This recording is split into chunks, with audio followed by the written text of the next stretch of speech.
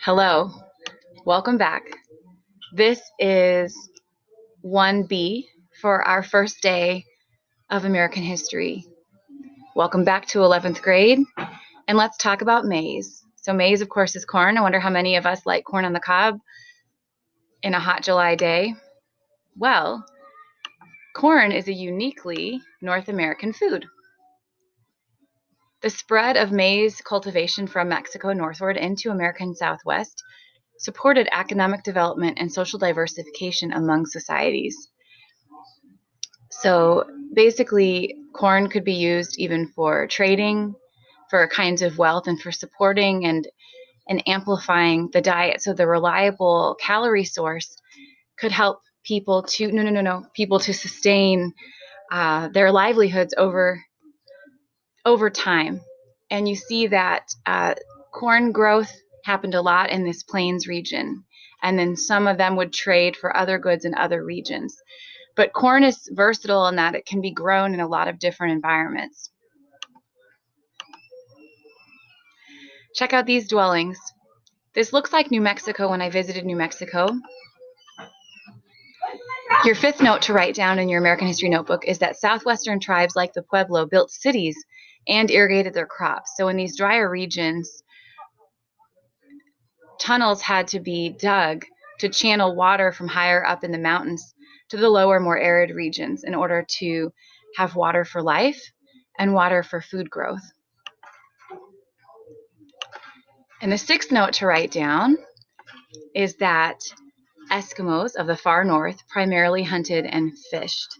So we have these regions where the Eskimo families are living off of the water for food source, the fish, the salmon, and using, even if to hunt a whale, using all parts of the whale for candle oil, for shelter,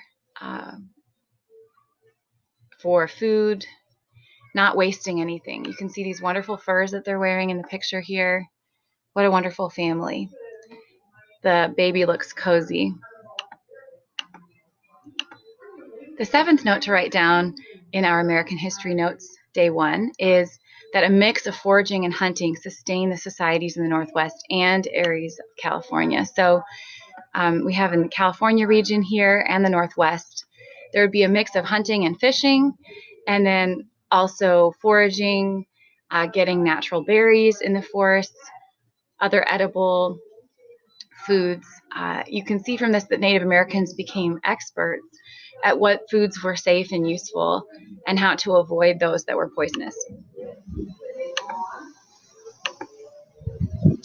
The eighth note to write down is that societies responded to lack of natural resources in the Great Basin and Western Great Plains by developing largely mobile lifestyles. So this Great Basin area and the Western Great Plains, it is possible to grow with irrigated land, but sometimes in the mountainous regions and certain times of the year, the societies would need to move farther south to be able to follow the herds and to hunt the buffalo and to be able to continue to thrive in different seasons of the year. I'd like to show you this picture. This is Cahokia. Now, this is a recreated picture of a Native American settlement near modern-day St. Louis. At one point, it had 20,000 inhabitants, which is quite significant for North America. In the late 18th century, late 1700s, a North American city finally surpassed that population, Philadelphia. Philadelphia, which was the one-time seat of America's capital prior to Washington, D.C.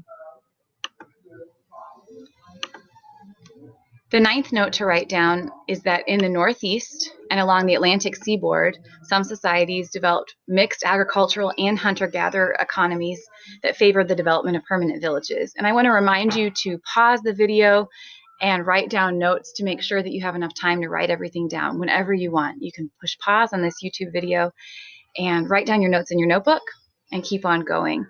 So the Northeast societies also would be fishing here off the Atlantic. You could have, crabs and clams and scallops and salmons and all of the different wealth that God provides in the ocean, and then also going into the forest and hunting the rabbits and the deer and